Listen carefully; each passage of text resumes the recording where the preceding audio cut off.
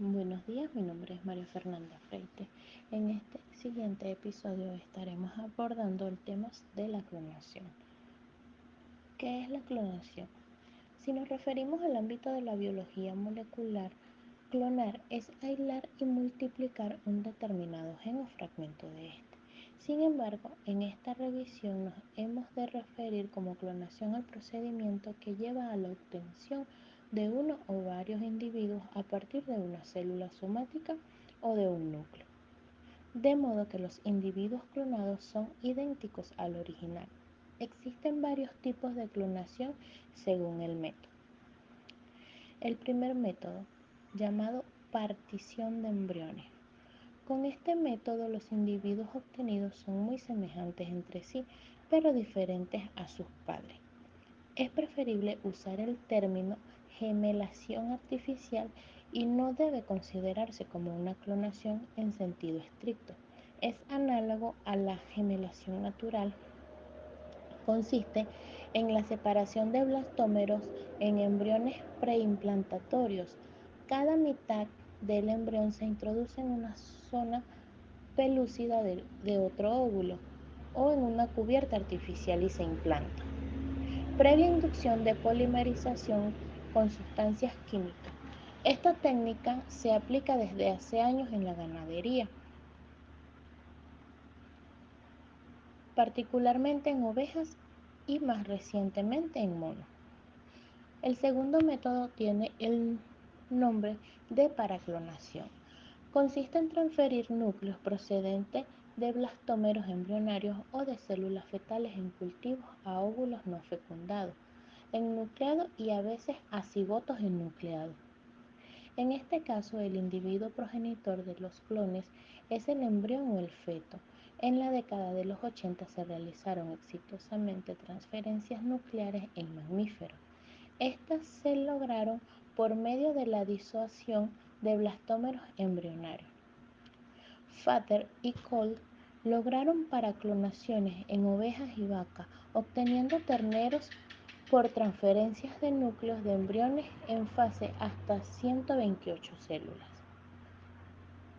En 1996, Campbell y Cole consiguieron dos ovejas, estas se llamaban Megan y Morak, por transferencias de núcleos de embriones.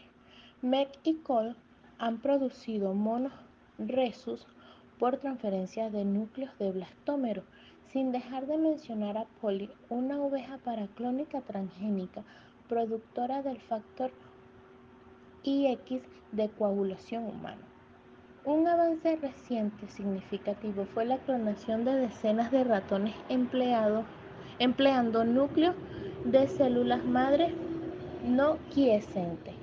Con este trabajo se demuestra que se puede clonar con núcleos de células en cultivo bien caracterizadas y no solamente con células frescas o cultivos primarios. Como las células madres del ratón se manejan bien desde el punto de vista genético, esto abre la vía a la fácil creación de ratones clónicos y transgénicos. El resultado de los individuos casi idéntico entre sí, pero diferentes a los progenitores del embrión que aportó el núcleo transferido.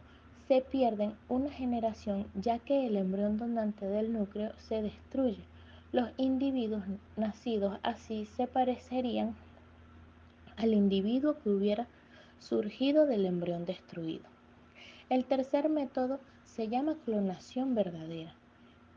Este transfieren núcleos procedentes de las células de individuos ya nacidos a óvulos o cigotos enucleados, originando individuos idénticos entre sí y muy parecidos al donante, del que se diferencian en mutaciones somáticas y en genoma mitocondrial, que procede del óvulo receptor. Ahora, vamos a ver la diferencia entre la clonación reproductiva y la clonación terapéutica. Hoy en día la clonación tiene dos grandes vertientes. La clonación reproductiva, que usa los procedimientos de la clonación para producir un embrión clonal, el cual se implanta en una madre subrogada con la intención de crear un niño vivo. mientras que en la clonación terapéutica es usada para crear un embrión clonal, pero en lugar de implantarlo en una mujer, se usa para generar células madres que permitan la generación de tejido u órganos que el donador clonal puede usar sin correr el riesgo de que sea rechazado por el sistema inmune. Muchas gracias.